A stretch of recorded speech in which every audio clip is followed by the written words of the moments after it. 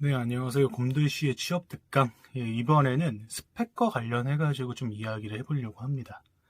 사실 구직자분들께서 제일 힘들어하는 것 중에 하나가 이제 스펙 쌓기 관련될 것 같은데, 사실 스펙에 대해 가지고 막 기업마다 정확한 정의를 내리거나 아니면은 뭐 기업마다 정확히 이 스펙부터는 입사 지원해야 된다. 뭐 이 정도의 기준은 있겠지만, 뭐 입사자들 전부 다 스펙을 조사하거나 그러지는 않아요. 근데 이게 스펙이 점점 더 가중화된 이유 중에 하나가 제가 기억하기로는 한 2010년? 그때쯤부터 갑자기 기업마다 막 대외 활동 같은 것들도 굉장히 붐적으로 많이 일어났었고 공모전도 되게 많아졌었거든요. 이렇게 되다 보니까 너도 나도 그쪽으로 막 뛰어들기 시작을 하면서 점차 이제 뭐 어디 홍보대사 출신, 뭐 어디 기자단 출신 이런 것들이 굉장히 많아지기 시작을 한 거죠. 뭐 그렇게 되다 보니까 자연스럽게 뭐 토익부터 시작해가지고 뭐 5대 스펙, 7대 스펙, 뭐 11대 스펙 뭐 이런 식으로 해가지고 이게 점점 더 붐이 좀 일어났던 것 같아요.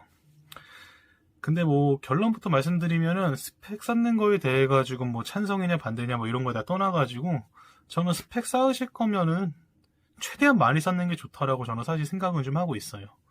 뭐 물론 현재 추세랑은 좀 많이 맞지는 않을 수 있는데 뭐 무스펙 되게 좋아요. 뭐 무스펙으로 뭐 입사하고 뭐 이런 것들 스토리도 필요한데 이런 식으로 들어가는 숫자랑 무스펙으로 들어가는 숫자랑 충분한 만큼의 스펙을 쌓아가지고 입사되는 숫자랑 이런 것들을 다 비교를 해보면은 어느 쪽이 좀 더 유리할지는 아마 구직자분들께서 보시더라도 조금 더 쉬우실 거예요.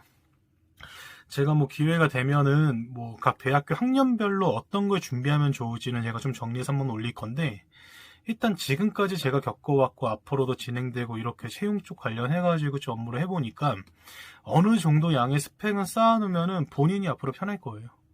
그 이유 중에 하나가 어찌됐건 간에 기업 입장에서는 뭔가 이력서를 받아야 되고 자기소개서를 받아야 되는데 그 이력서 상에 보면은 뭐 여러 가지 칸들이 있거든요. 최소한 거기는 채우는 노력은 좀 필요한 것 같아요.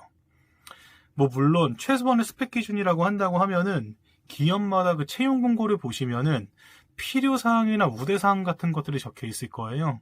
그 정도는 어느 정도 준비하는 게 이제 필수적이고, 특히 필요사항 보면은 요즘은 좀 많이 친절하게 뭐 토익은 몇 점, 뭐 토익 스피킹 같은 경우에 몇 레벨, 뭐 오픽 같은 경우에는 뭐 IH나 뭐 이런 것들 해가지고 상세하게 적혀 있어요. 거기까지 일단 도달해야 돼요.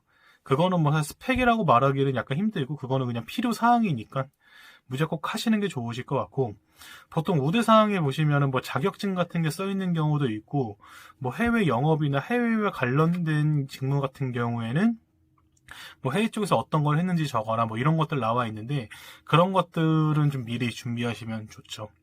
그래서 사실 취업 같은 경우에는 1학년 때부터 약간 순차적으로 준비를 하면은 좀 쉬워져요.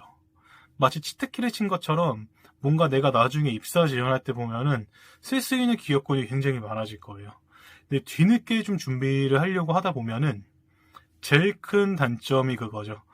난 여기 꼭 쓰고 싶었는데, 여기 꼭 가보고 싶었는데, 뭔가 부족해서 안 된다거나, 아니면 뭐가 점수가 좀 약간 미달이 됐다거나, 이런 것들이 좀 많이 아쉽죠.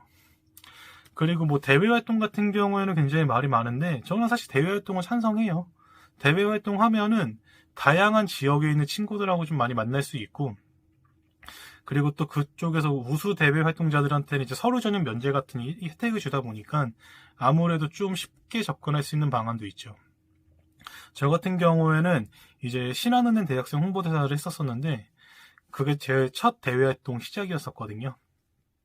근데 거기서 만났던 친구들하고 지금까지도 연락하면서 막 지내고 서로 막 정보 같은 것들 공유하는 것도 굉장히 좋고, 그 중에서 뭐 우수 사원 이제 그 대외 활동 우수 그거로 뽑힌 친구들 같은 경우에는 실제 지금 신한은행에 아예 입사해가지고 입행이라고 하죠. 거기서는 입행해가지고 되게 잘 지내고 있는 거 보면은 대외 활동 굉장히 좋은 것 같다.